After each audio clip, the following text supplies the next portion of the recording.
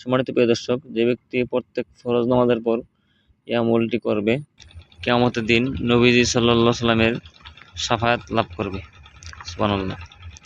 এরপরে প্রত্যেক ফরজ নামাজের শেষে 7 বার পড়লে সে দুর্বল হলে বলবান হবে, লাঞ্ছিত থাকলে সম্মানিত হবে, পরাজিত থাকলে পরাক্রান্ত হবে, দরিদ্র থাকলে ধনবান হবে, বিপদগ্রস্ত থাকলে বিপদমুক্ত হবে, তার হঠাৎ করে মৃত্যু হবে না, অপমৃত্যু হবে না, তার আয়ু বৃদ্ধি পাবে, তার সকল কাজ সহজসাধ্য হবে।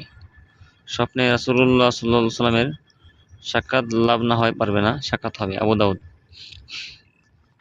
শুধু তাই নয়, প্রতিদিন 41 বার পড়লে স্বপ্নে রাসূল সাল্লাল্লাহু আলাইহি সাল্লামের সাক্ষাৎ লাভ হবে। একটি ঘটনা, আবুল হাশেম হাফফাফ রহমাতুল্লাহ আলাইহি বলেন, একদিন শিবলি রহমাতুল্লাহ আলাইহি শাইখ আবু বকর ইবনে মুজাহিদের মসজিদে উপস্থিত হলেন। শাইখ আবু বকর রহমাতুল্লাহ আলাইহি তখন তার সম্মানে উঠে দাঁড়ালেন। যখন দাঁড়ালেন তখন তার শিষ্যগণ বললেন যে, হযরত, যখন বাদশাহ আসলেন তখন তার সম্মানে দাঁড়ালেন না, অথচ এখন শিবলি যখন আসলেন তখন তার সম্মানে দাঁড়ালেন, এর কারণ কি? তিনি বললেন যে, রাসূল সাল্লাল্লাহু আলাইহি ওয়াসাল্লাম যাকে সম্মান প্রদর্শন করেন তাকে সম্মান প্রদর্শন করা কি আমার উচিত নয়? আমি একদিন রাসূলুল্লাহ সাল্লাল্লাহু আলাইহি ওয়াসাল্লামকে স্বপ্নে দেখলাম। তিনি বললেন, হে আবু বকর, আগামীকাল তোমার নিকট একজন বেহেশতি আসবে, সে আসলে তাকে সম্মান করো। এর 2-3 দিন পর আবার আমি রাসূল সাল্লাল্লাহু আলাইহি ওয়াসাল্লামকে স্বপ্নে দেখলাম। তিনি বললেন, তুমি যেমন একজন বেহেশতিকে সম্মান প্রদর্শন করেছো, তেমনি আল্লাহ তাআলা তোমাকে সম্মানিত করুক। আমি বললাম, ইয়া রাসূলুল্লাহ সাল্লাল্লাহু আলাইহি ওয়াসাল্লাম, শিবলি রাহমাতুল্লাহ আলাইহি এর এই সম্মান লাভ হলো কিভাবে? তিনি বললেন, যেহেতু সে 5 ওয়াক্তে প্রত্যেক ফরজ নামাজের পর লাকাদ জাআকুম রাসূলুম মিন আনফুসিকুম আজিজুন আলাইহি মা আনিতুম হারিসুন আলাইকুম, এই আয়াত 2 পাঠ করার পরে 3 বার সে বলে সাল্লাল্লাহু তাআলা আলাইহি ওয়া আলিহি ওয়া বারাকা ইয়া সাইয়্যিদিনা মুহাম্মদ। সে 3 বার এই দোয়াটি পড়ে। এই আমল সে 80 বছর যাবৎ করে আসছে। যে ব্যক্তি এরূপ করেন তাকে কি আমি সম্মান করব না, সম্মান প্রদর্শন করব না? তাই প্রিয় দর্শক, যে ব্যক্তি আমলটি করবে সে এত সম্মান, এত মর্যাদা এবং এত ফজিলত লাভ করবে।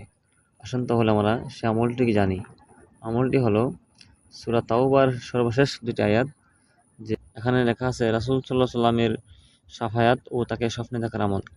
এটার আমলটা করার নিয়ম হলো প্রত্যেক ফরজ নামাজের শেষে 7 বার বিসমিল্লাহির রহমানির রহিম লাকাদ জাআকুম রাসূলুম মিন আনফুসিকুম আজিজুন আলাইহি মা আনিতুম হারিসুন আলাইকুম বিল মুমিনিনা রাউফুর রহিম ফাইন তাওয়াল্লাউ ফাকুল হাসবিয়াল্লাহু লা ইলাহা ইল্লা হুয়া আলাইহি তাওয়াক্কালতু ওয়া হুয়া রাব্বুল আরশিল আযীম।